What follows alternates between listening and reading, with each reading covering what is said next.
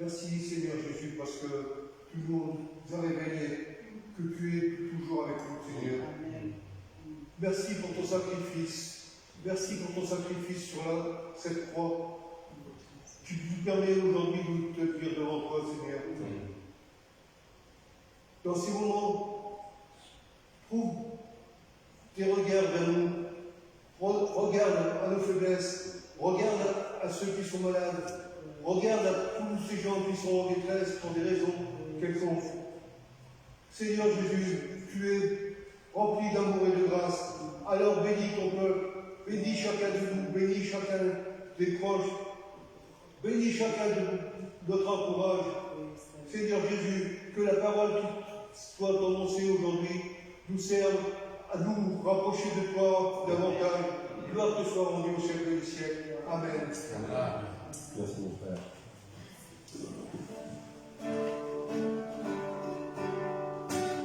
Un jour, t'es parmi au milieu de Seigneur, nous unis, nous sommes frères et sœurs, rassemblés en ce lieu, nous louons notre Père. Voici les figures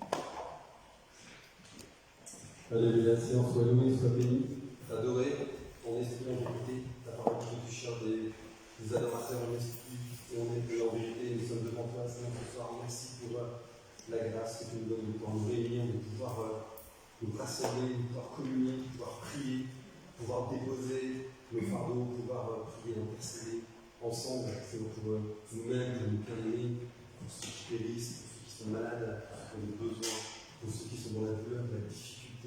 Seigneur, nous voulons vraiment nous humilier devant ta face, Seigneur, et ouvrir nos oreilles à ce que tu nous dis, Seigneur.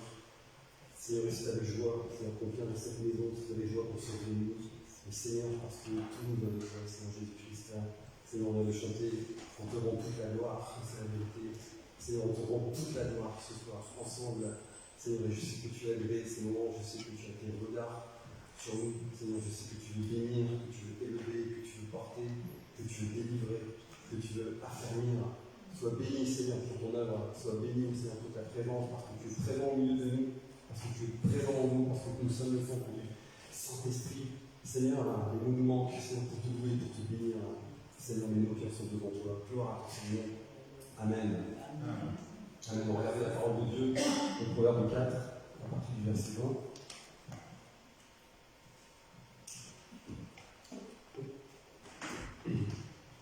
Alors, je ne sais pas si vous vous souvenez, le temps que le Proverbe arrive, il y a très longtemps, il y a quelques mois, Christian avait donné ce conseil de lire la parole de Dieu, notamment les proverbes chaque jour, comme il dit dans les 30 ou 31, et c'est correspondait une fois par jour. Tu te souviens de ça, Christian? J'ai appliqué le conseil, je peux dire que c'était bénéfique, je te remercie. Parce qu'il y a une richesse, des trésors, et alors chacun sa routine, le bon et c'est de commencer. Du coup, alors je pense que tu commences comme ça, tu commences par un proverbe, une page de proverbe, c'est ça que tu fais. Moi je fais ça. Et du coup, ça me met en appétit, et ça m'ouvre l'esprit, ça m'ouvre le cœur, et c'est merveilleux. Et il y a un verset que je cite régulièrement, c'est le Proverbe 4, 23. Garde ton cœur plus que toute autre chose, car de lui viennent les sources de la vie. Et du coup, je me suis dit, on va regarder un petit peu au-dessus, un petit peu en dessous ce qui se passe, et à partir du Proverbe, à partir du verset 20. C'est des versets qui sont vraiment clés et importants, instructifs, riches de sens, riches de puissance, parce que la parole est esprit. Mon fils, sois attentif à mes paroles, prête l'oreille à mes discours, qui ne s'éloignent pas de tes yeux, garde-les dans le fond de ton cœur, car c'est la vie pour ceux qui les trouvent, c'est la santé pour tous les jours. Garde ton cœur plus que toute autre chose, car de lui viennent les sources de la vie. Écarte de ta bouche la fausseté, éloigne de tes lèvres les détours, que tes yeux regardent en face et que tes paupières se dirigent devant toi. Considère le chemin par où tu passes et que toutes tes voies soient bien réglées. N'incline ni à droite, ni à gauche, et détourne ton pied du mal. Amen. Amen, la parole de Dieu, par les autres que la meilleure. C'est merveilleux. On va reprendre verset par verset assez rapidement. Le Proverbe 4, 20 commence par mon fils. Il aurait pu écrire mon fils et ma fille, parce que ça s'adressait aux frères et aux sœurs, s'adressait à ceux qui sont en Christ, à ceux qui aiment Dieu, à ceux qui aiment sa parole, et ceux qui veulent se rapprocher, nourrir une relation, croître dans la parole, dans la foi et dans l'esprit. Mon fils.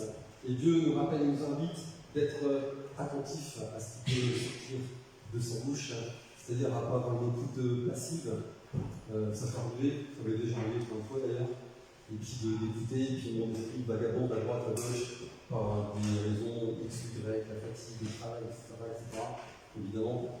Mais Dieu nous invite à rester attentifs à sa parole, à avoir une oreille qui soit exercée, justement pour nourrir cette relation, une relation qui désigne déjà ici comme une filiation, le père avec le fils, le père avec sa fille, parce que la parole dit que nous sommes enfants de Dieu, parce que Dieu nous a donné le pouvoir d'être enfants de Dieu.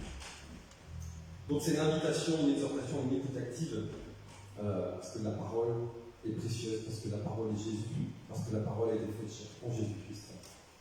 Et parce que, au verset 21, qui ne s'éloigne pas de tes yeux, garde-les au fond de ton cœur. Donc ici nous invite, comme on retrouve ça dans le chapitre 1 de Josué, que celui ne s'éloigne pas de toi, mais le jour et nuit, qui ne s'éloigne pas de tes yeux, garde-les dans le fond de ton cœur. Donc ça passe d'abord par les yeux, par le fait de prendre sa parole, de prendre la parole, et de la mettre devant ses yeux, de la lire, et nous invite à une constance, nous invite à faire ça le plus régulièrement possible, le plus souvent possible, parce que Dieu veut nous parler, Dieu nous invite à avoir cette stabilité de la relation, et Dieu nous parle à travers les Écritures. Et garde-les au fond de ton cœur, c'est-à-dire que là, une fois que j'ai reçu la parole, alors j'ai à la méditer, j'ai à la ruminer, pour être des vaches chrétiennes qui ruminent la parole de Dieu. Parce que c'est la vie de ceux qui les trouvent, ceux qui trouvent les discours, ceux qui trouvent les paroles de Dieu. Ici, ça m'a fait penser au verset de Jean 6, 63, que je cite aussi régulièrement. Les paroles que j'ai dites sont esprit et vie. La parole de Dieu, elle est esprit. Dieu est esprit, Jésus est esprit, donc sa parole est esprit. La parole de Dieu est esprit. Et on est invité à la lire avec l'esprit, dans l'esprit, parce que c'est la vie spirituelle, la vie en Christ. Autrement, c'est la mort spirituelle. Celui qui ne se nourrit pas de la parole de Dieu, il est mort spirituel, ou il meurt spirituellement. Et c'est la santé pour tout le corps. Ça, c'est des aspects. Alors, je ne vais pas développer ce truc, mais il y aura quelque chose, il y aura pas mal de choses à faire dessus. Évidemment, on pense à ce verset qui dit c'est par tes meurtrissures que nous sommes guéris. Et Dieu nous demande par cette parole qui est imprégnée dans nos cœurs, qui est imprégnée en nous, par cet esprit qui est en nous. Il vient nous régénérer non seulement l'esprit, mais aussi le corps. Donc garde ton cœur plus que toute autre chose. Si nous devons garder notre corps, c'est parce qu'il y a un danger avec la garde. Et on y reviendra un petit peu plus loin. Car de lui vient une source de la vie. Évidemment, ce qu'on met dans nos cœurs, c'est ce qui va gérer de nous. Cette semaine, je pensais la semaine dernière, je ne sais plus, je pensais à un verset qui dit ne vous enlèverez pas, c'est la débauche. Et c'est rempli d'esprit au contraire. Et je suis c'est étrange et c'est particulier d'accoler ces deux versets. Il parle de débauche, d'alcool, ne vous enlèverez pas, c'est la débauche, et juste après, il parle de rempli d'esprit. Et ça m'a fait penser à la Samaritaine. Lorsque Jésus lui dit celui qui boira de l'eau que je lui donnerai n'aura plus jamais soif. Et là, du coup, j'ai compris pourquoi ces deux versets étaient ensemble. Parce que dans Apocalypse 17, on va regarder maintenant, mais rapidement, il parle de ça. Il parle de la débauche, de Babylone, la prostituée de Babylone. Et qu'est-ce qu'on va mettre dans nos cœurs, qu'est-ce qu'on va mettre dans nos corps, qu'est-ce qu'on va mettre dans notre esprit, dans notre âme? Qu'est-ce que je vais boire? Est-ce que je vais boire à la source, qui est Jésus-Christ, ou boire les eaux du monde, qui sont destructrices et dévastatrices, et qui nous éloignent de Dieu? Donc, garde ton cœur plus que tout au cher à lui, c'est les sources de la vie. Il y a cet autre verset qui dit que des sources d'eau vive couleront de nos seins. Cette eau, c'est celle qui vient de l'esprit. Cette eau, c'est celle qui vient de la parole. Et ce qui va sortir de nos bouches, c'est la parole de Dieu. Alléluia, c'est l'esprit de Dieu. 24. Écarte de ta bouche la fausseté, éloigne de tes lèvres les détours. La fausseté, c'est le mensonge. Les mensonges qu'on peut raconter, qu'on raconte plus maintenant parce que c'est plus pour nous. Il y a les mensonges du monde, les mensonges du diable, les fausses doctrines, les faux raisonnements, on y reviendra un petit peu après. Éloigne de tes lèvres des détours. Là, on parle de tout. On viendra après. La parole de Dieu n'a pas de détour. La parole de Dieu est droite. La parole de Dieu est justice. Elle est intègre, elle est pure, elle est sainte. Jésus dira à ses disciples, déjà vous êtes purs à cause de la parole que je vous dis. Et Pierre dira, désirez que des nouveau-nés le lait pur de la parole. Cette parole purifie. Et elle n'est pas confusion, elle n'est pas approximation. Elle est précise, nette, claire, sans valeur, comme on pourrait dire. Que tes yeux regardent en face et que tes paupières se dirigent devant toi. Et ça m'a fait penser à notre proverbe dans 10, 29 qui dit la voix de l'Éternel, c'est-à-dire la voix qu'on entend, est un rempart pour l'intégrité. C'est cette parole qui va nous garder dans la droiture, dans la justice, dans la vie, dans l'esprit. Elle est un rempart pour ce qui vient de dehors, le mensonge, le monde, les circonstances qui peuvent nous perturber. La voix de l'Éternel est un rempart pour l'intégrité. Considère le chemin par où tu passes. Alors c'est intéressant, petite dédicace pour ma fille parce qu'elle est en train de méditer sur le chemin en ce moment. Donc il y a encore un proverbe qui parle de chemin, le chemin par où tu passes. Jésus-Christ dit, je suis le chemin, la vérité et la vie. Le chemin, pas un des chemins. Il y en a qu'un. Et la vie, on revient encore une fois à ma parole d'esprit et vie. Nul ne vient au Père que par moi. Considère le chemin par où tu passes, ça veut dire que nous sommes amenés à observer, réfléchir, méditer sur tout ce qu'on vit, sur tout ce qu'on entend, sur tout ce qu'on veut. Il y a un autre proverbe, j'ai oublié le numéro, qui dit que celui qui réfléchit sur les choses trouve le bonheur, il est béni. Parce que Dieu nous parle, tant d'une façon tant d'une autre. À 98%, globalement, on vient de parler à travers sa parole, mais il nous parle aussi par les circonstances. Parfois aussi de quelqu'un qui n'est pas dans la parole. Donc, verset 27, n'incline ni à droite ni à gauche, et détourne ton pied du mal. Ça m'a renvoyé à ce verset en Matthieu 7, 13, qui dit entrez par la porte étroite, n'incline ni à droite ni à gauche, et détourne ton pied du mal. La porte elle est étroite, c'est Jésus de la porte, c'est lui qui le dit. Car large est la porte, spacieux le chemin qui mène à la perdition, et il y en a beaucoup qui entrent par là. Ça aussi, c'est une. C'est pour ça qu'on a gardé notre cœur sur toute autre chose. À la lumière de la parole, à la lumière de ce que Dieu dit, à la lumière de ce que l'Esprit dire. Alors on est dans des temps estivales, c'est vrai. Pour certains, il y a des période de vacances. Donc pour voir formation, moi j'ai parti aussi de vacances, c'est pour ça que vous ne verrez pas pendant une petite période à l'église. Ça peut être un moment de relâchement, un moment de repos, et c'est une bénédiction. Dans Marc 6, Jésus invite ses disciples à se reposer, c'est important. Et ça peut être des temps de bénédiction où on peut mettre à profit justement le temps qu'on a un peu plus, avec moins de stress, moins d'obligations, même si on est pères ou mères de famille, mais toujours des obligations, mais toujours évidemment des choses à faire. Et pour prendre un peu plus de temps pour Dieu et pour sa famille, idéalement pour prendre du temps pour Dieu avec sa famille, c'est encore mieux.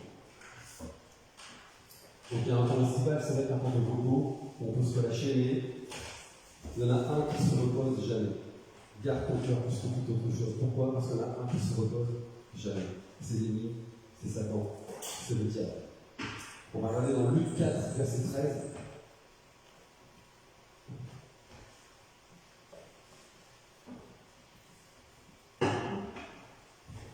Après avoir tenté de toutes ces manières, et vous connaissez ce passage où Jésus est tombé dans le désert par l'esprit, il est tenté 40 jours par le diable.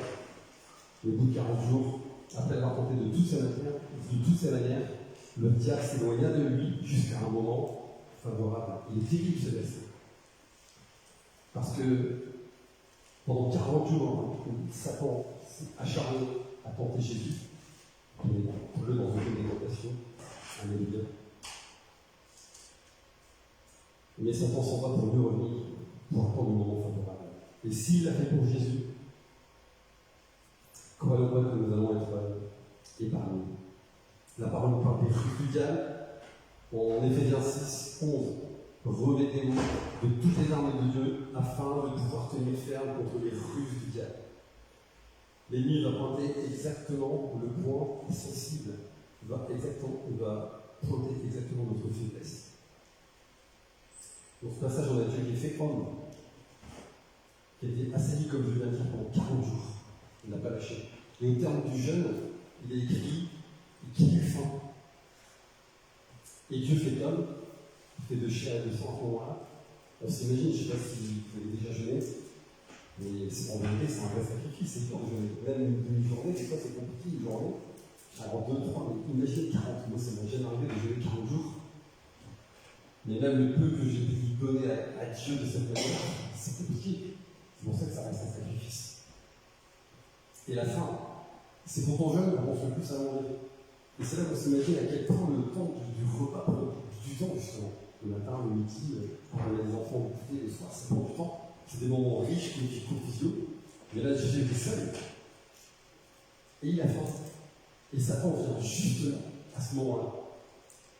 Physiquement, je pense que Jésus ne devait pas être au milieu de Satan. Et c'est là que Satan intervient. Et il lui dit, si tu es le Fils de Dieu, ordonne à cette pierre qu'elle devienne du pain. On reviendra à ça après. Je ne sais pas quelle est votre faiblesse. Avec la parole, on est amené à connaître aussi nos faiblesses, nos propres faiblesses. Mais je pense que vous l'avez expérimenté, si Dieu ne peut pas s'attaquer à vous, il va s'attaquer à vos proches. Garde ton cœur plus que toute autre chose. Dieu nous donne la possibilité de discerner pour contrer les manœuvres de l'ennemi. Et on voit dans la parole, on voit dans le monde qu'on vit que Dieu s'est attaqué, que Satan, s'est attaqué à tout ce que Dieu nous a donné. La relation entre l'homme et Dieu, dans le jardin d'Éden, où il est venu parler à elle. Si tu es sûr que Dieu t'a parlé, tu es sûr qu'il t'a dit ça. La relation entre les humains, on ne peut pas dire qu'on vit dans un monde de paix. Des fois, il n'y a même pas la paix dans la famille. Des fois, il n'y a pas la paix avec les enfants. Des fois, il n'y a pas la paix dans le couple. La terre, la nature, tout ce qu'il nous a donné, tout est attaqué, tout est pollué, tout est sec. Jusqu'à notre identité sexuelle, on commence à avoir des choses extraordinairement désolantes. On commence à faire croire à nos propres enfants que si sont des garçons, c'est pas forcément bon, et puis si sont des filles, c'est pas forcément bon. Pourtant, Dieu a créé un homme, il a créé une femme. Tout ce que Dieu dit est parfait, tout ce que Dieu fait et parfait. Donc Satan arrive et commence déjà, lui, si tu es le Fils de Dieu. On voit comment il est pervers, comment il est retors, comment le monde peut être pervers et retors, pernicieux. Il y a une tentative d'insinuer le doute dans l'esprit de Satan. On sait que Jésus est le Fils de Dieu. Mais le doute, la crédulité, c'est l'ennemi de la foi. Et sans arrêt, on essaie de nous mettre dans la tête que ce que dit Dieu n'est pas vrai. C'est terrible. Et tout ce que le monde défend, c'est tout ce qui est contraire à la parole de Dieu.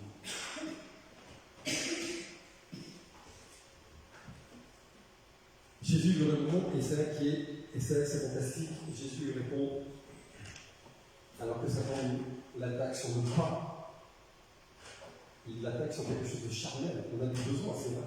Mais Jésus lui répond, l'homme ne vivra pas de pain seulement, lui qui est le pain de vie. Et il ramène tout de suite ce combat, cette lutte, au spirituel. Par ce passage, je me rappelle que nous n'avons pas à lutter contre la chair et le sang, mais contre les autorités, les dominations, etc., le prince de ce monde, le prince de l'air, comme il est dit ailleurs. Et Jésus, dans son état de faiblesse, dans son état de fragilité, on pourrait dire, humaine, puisqu'il a faim, 40 jours de jeûne, je le rappelle, ce qu'il va mettre en avant, c'est la parole de Dieu. C'est l'esprit et la vie. Et même dans ces moments difficiles, dans ces moments compliqués, c'est ce qu'il va mettre en avant. Mais ce qu'il y a d'étonnant, ce qu'il y a de surprenant, c'est qu'il n'y a aucune manifestation de crainte, ni de peur, ni de surprise, ni d'angoisse de la parole de Jésus. Il est lui-même la parole faite chair, c'est ce qui lui permet de rester debout, à pouvoir répondre. Et il répond par la parole, et à ce moment-là, Jésus nous dit la prééminence de la parole. Je répète, Jean 6, 63, c'est vraiment quelque chose que j'ai à cœur depuis tous les jours, en fait. Les paroles que j'ai dites sont esprit et vie. Donc malgré son état, Jésus répond par la parole. Et il est même écrit que quand il va dans le désert, c'est l'esprit qui l'emmène, qui le remplit d'esprit. Et quand il se défend par la parole, il sort de ce combat avec la puissance de l'esprit, c'est la puissance de l'esprit conscient. Son obéissance, sa fidélité, son attachement, l'a amené à relever la puissance de l'esprit. Amen.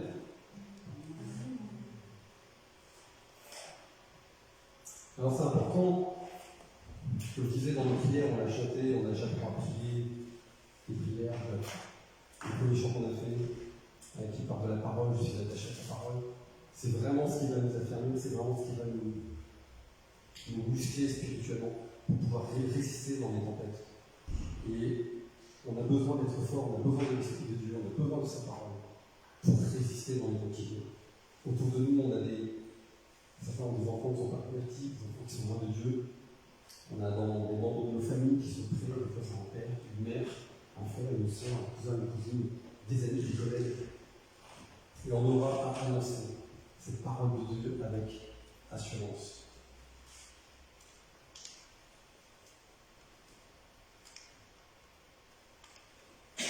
Dans Jérémie 13, il est écrit, verset 15, c'est l'Éternel qui parle.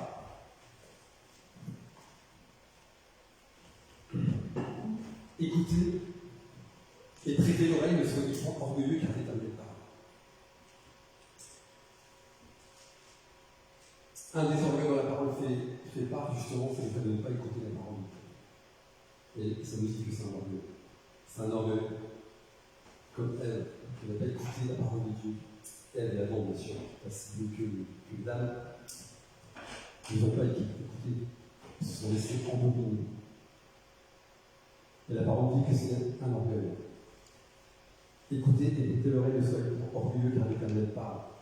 Et il vient des temps où ceux qui vont écouter et qui vont vouloir vivre de la piété, vivre de la sainteté, seront qualifiés de orgueilleux. La parole qui nous dit dans Jérémie 1,12, pourtant l'Éternel dit à Jérémie: tu as bien vu, car je veille sur ma parole pour l'exécuter. Je vous invite à lire ce passage. Tu as bien vu, car je veille sur ma parole pour l'exécuter. Dieu lui-même veille sur sa parole. Dieu lui-même veille sur lui-même, puisqu'il est lui-même la parole. Et nous avons nous-mêmes à veiller sur cette parole. Pour être ancrés, pour être enracinés, Jésus le rappelle. Il veut nous parler de ceux qui ont bâti leur maison sur le roc. Moi-même, je vous dis, tout ce que je vous dis, allez le vérifier dans la parole.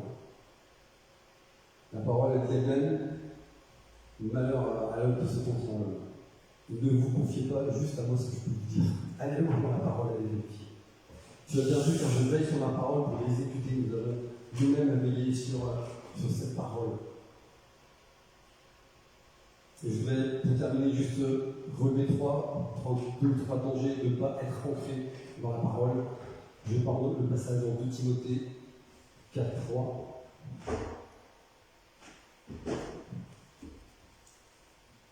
Car il viendra un temps où les hommes ne supporteront pas la saine doctrine, mais il y en a des démangeaisons d'entendre des choses agréables et se donneront une foule de docteurs sur leur propre désir, détourneront l'oreille de la vérité, et se tourneront vers les fables.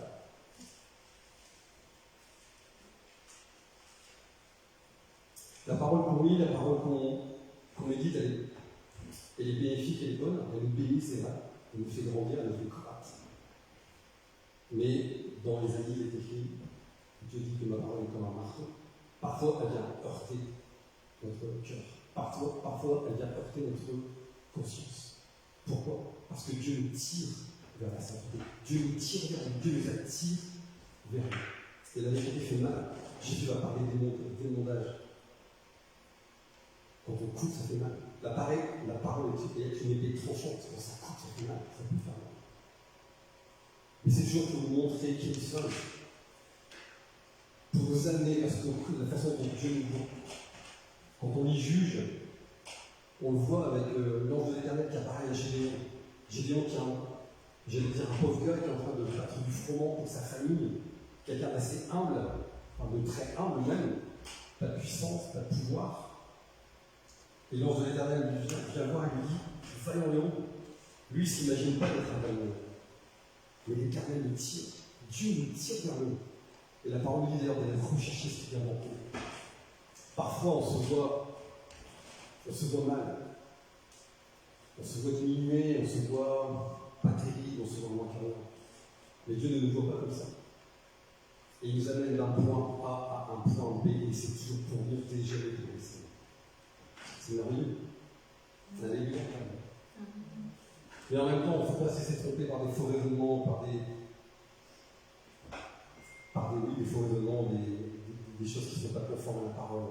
Parce que ça laisse un accès à l'ennemi. Et l'accès à l'ennemi, c'est l'incrédulité, le doute, ça vient polluer la relation avec Dieu, ça vient polluer la relation avec les frères et les sœurs. En 2 Pierre 3,16, donc un moyen mémotechnique pour retenir en Jean 3,16, on connaît bien, mais Pierre 3,16, 2 Pierre 3,16. C'est ce qu'il fait dans toutes les lettres. Il parle de Paul, où il parle de ces choses dans lesquelles il y a des points difficiles à comprendre, dont les personnes ignorantes et mal affermies tordent le sens, comme celui des autres d'écriture pour leur propre amour. Il garde ton cœur plus que toute autre chose. Si on n'est pas affermi, si on n'est pas ancré, il y a des choses qu'on ne comprend pas et on tord le sens. Et ça peut nous aller dans des faux raisonnements. Ça peut nous aller dans des raisonnements qui nous trompent et qui nous écartent de la parole de Dieu, qui nous écartent de la vérité, qui nous écartent du lui-même. Encore une fois, de nos frères et de nos sœurs. Et en 2 Timothée 3,12,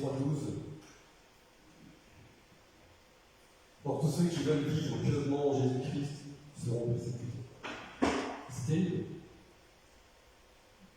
Celui qui doit suivre la parole, s'il doit se sanctifier, va être persécuté. Et c'est là qu'il va falloir être fort. Être fort devant le monde qui nous entoure, tout ce qui peut nous entourer, tout ce qui peut nous faire mal, nous affecter. Et écoutez, que l'oreille ne soit avec moi, un peu l'éternel parle.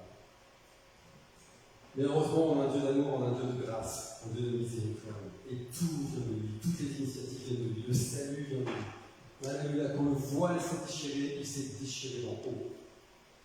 Il s'est déchiré du haut vers le bas. Et le voile s'est écarté. Et on a eu un accès à Dieu direct. Alléluia. Et voici le temple se déchirant dans Matthieu 27, 51. Depuis le haut jusqu'en bas, la terre trembla, les rochers se fondent. Toutes les initiatives bonnes et qui sont des bénédictions, qui font du bien, qui nous portent vers le tout bien dans eux. Matthieu 7, 60 ou Matthieu 7, 7.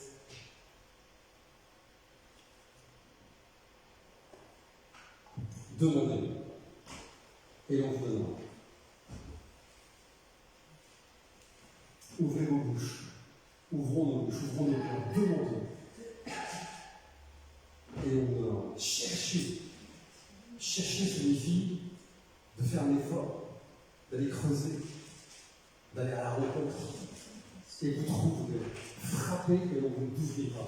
Et je vous redis, la porte, c'est Jésus-Christ. Dieu ne ferme pas la porte à ceux qui frappent. Dieu ne ferme pas ses oreilles à ceux qui demandent. Dieu se laisse trouver par celui qui le cherche. Une parole qui dit, approchez-vous de Dieu et il s'approchera de vous.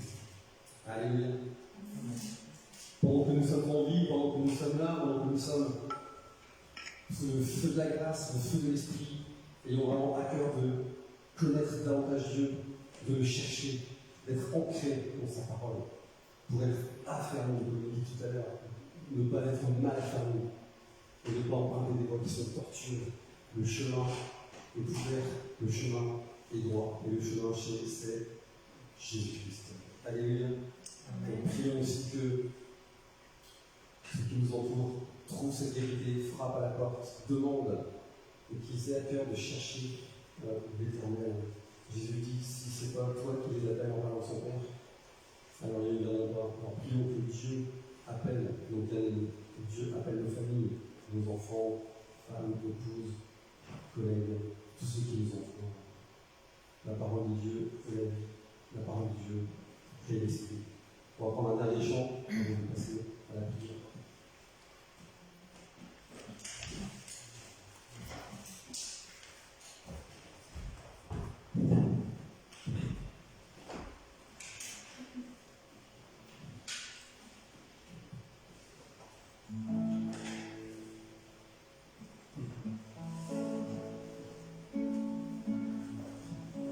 J'écouterai ce que dit Dieu, car il est bon.